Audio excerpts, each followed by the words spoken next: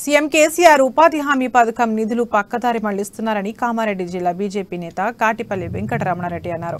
CM KCR అవినీతికి పాల్పడుతూ ప్రధాని మోదీపై నెపం వేయడం సరికాదన్నారు.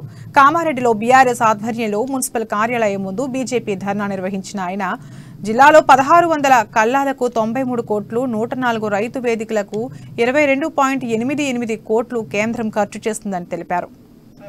అక్కడ కూడా ఇంప్లిమెంట్ చేస్తే ఈ యొక్క తెలంగాణలో ఏది ఒకటి చెప్తా ఉన్నాం. ఏదైతే కామారెడ్డి జిల్లా భారత్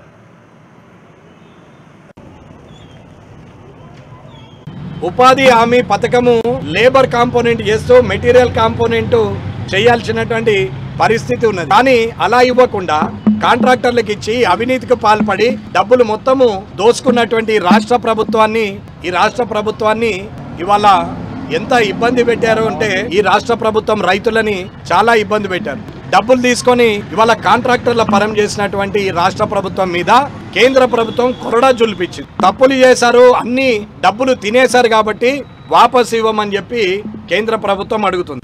ఉపాధి హామీ పథకము లేబర్ కాంపోనెంట్ చేస్తూ మెటీరియల్ కాంపోనెంట్ చేయాల్సినటువంటి పరిస్థితి ఉన్నది. కానీ అలా ఇవ్వకుండా కాంట్రాక్టర్లకు ఇచ్చి అవినీతికి పాల్పడి డబ్బులు మొత్తము దోచుకున్నటువంటి ఈ రాష్ట్ర ప్రభుత్వాన్ని